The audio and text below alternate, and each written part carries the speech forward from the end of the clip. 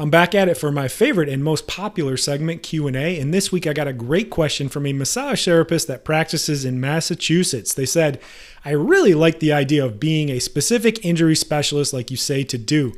I'm just not sure what I should specialize in. Any advice on what direction to go?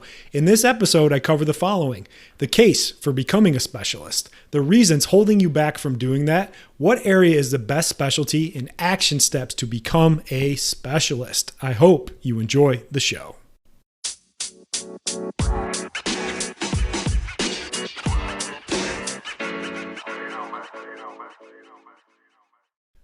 What is up, everybody? Welcome back to the Soft Tissue Revolution podcast, where we teach massage therapists a new treatment system that focuses on working smarter, not harder, allowing them to cut their treatment times by 50% so they can stay healthy and help more people get out of pain.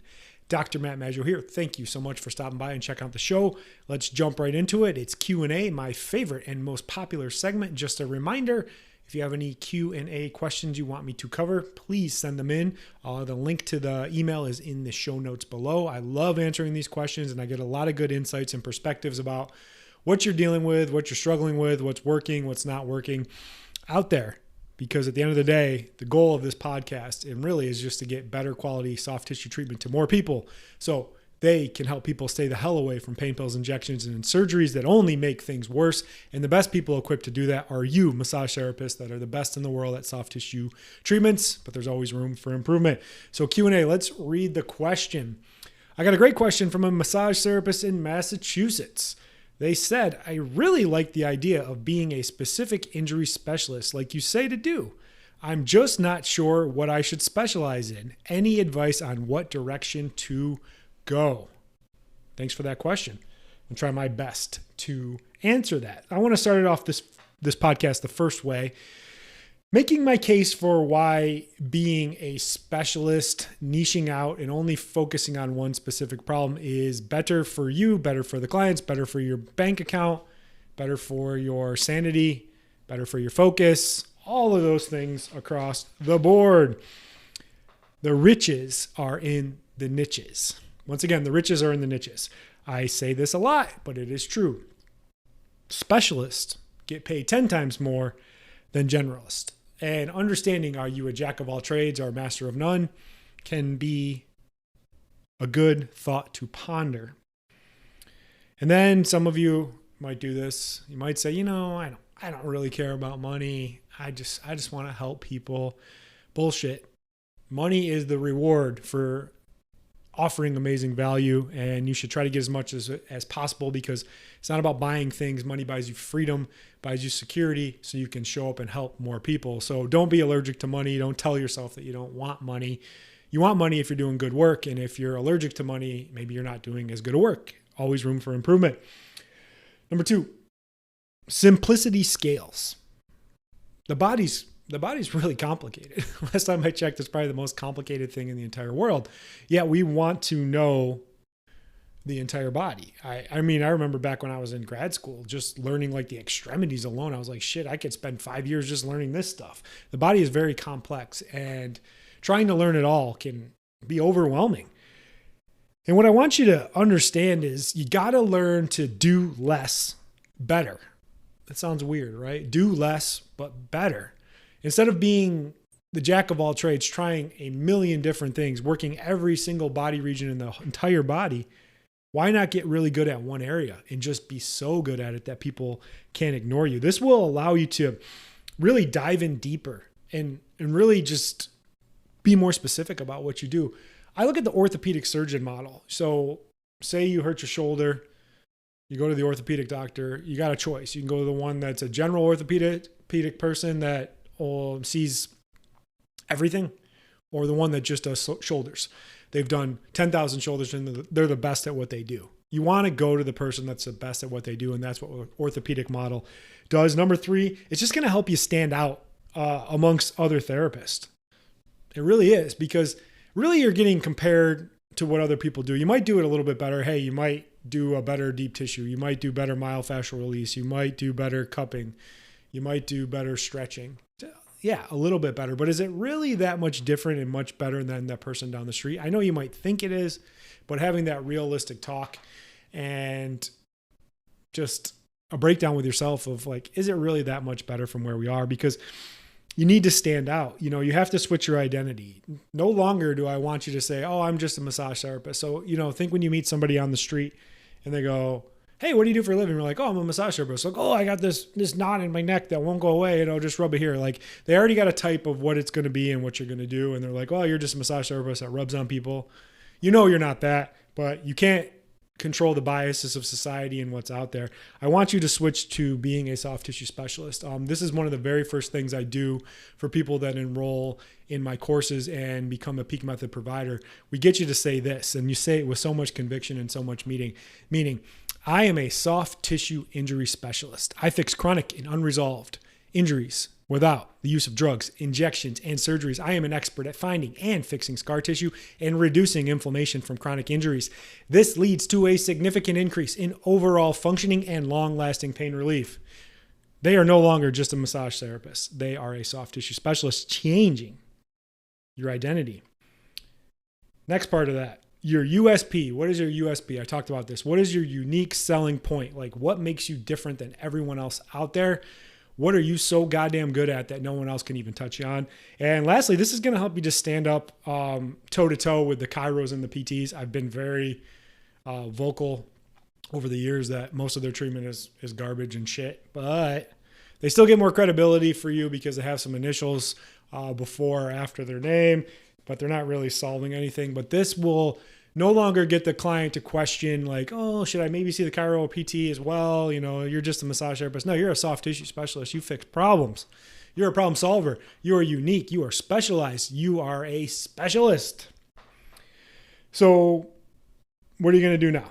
Now you're going to give yourself excuses and you're going to tell yourself stories about why you can't specialize in one region or one area of the body. One is the full body myth. I get this all the time. People are like, well, you're just treating the shoulder or you're just treating the neck. You have to treat the whole body, you know, because it's all connected. You know, maybe their ankle's off by 4 degrees and it's causing their hip to malalign and go here. It's like, fuck yeah. I'm sure that there's a whole series of compensations going on there, but you have to start regionally and then work globally. And that's what we teach in our method. We start where the dysfunction is and then we work our way out. So if we're working a shoulder, yeah, eventually I'm going to do some work on the neck. I'm going to do some work on the T-spine. I'm going to do some work on the elbow, but I start there and work my way out.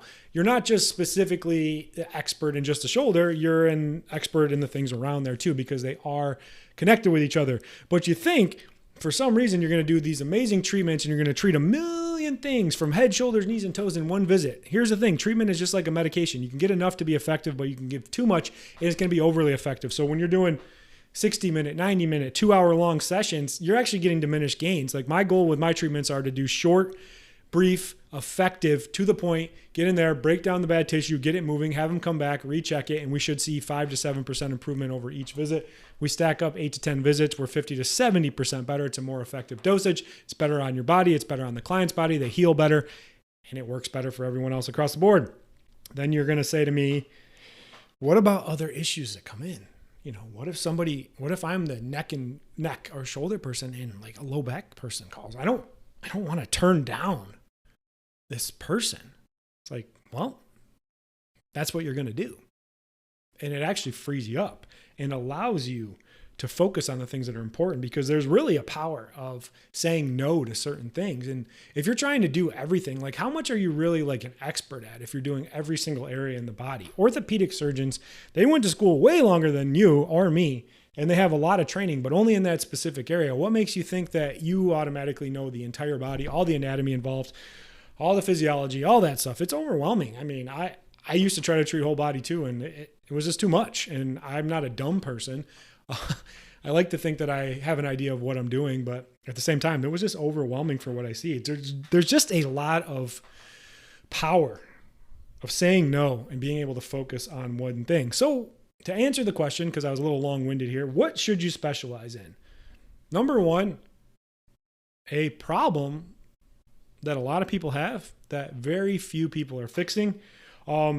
These are the orders that I think, and this is what I've been doing in my own clinics for the last, I don't know, I've been specializing for going on 6 or 7 years now, is neck. I think neck is the biggest problem out there. Everyone's on their phones. Everyone's got issues from 10-year-olds all the way up to 90-year-olds because they're on their phones. And the idea of like surgery on your neck is kind of scary. You know, they go through the front, they move like your trachea and your esophagus and all your blood vessels out of the way. No one's like, oh, I'm really excited to get a neck surgery. Like people will jump into like shoulder or elbow or low back or knee or elbow or wrist. But when it comes to neck, they're like, I don't really want to mess with that. That's kind of a scary thing. That's where your spine is. There's a lot of important structures there. Next one is shoulder. I like the shoulder because it's less complicated and the structures are a lot easier to treat. And there's not a lot of people out there doing really good shoulder work because they miss a lot of the other components. They might treat the shoulder, but there's also like a neck and thoracic spine component with that as well.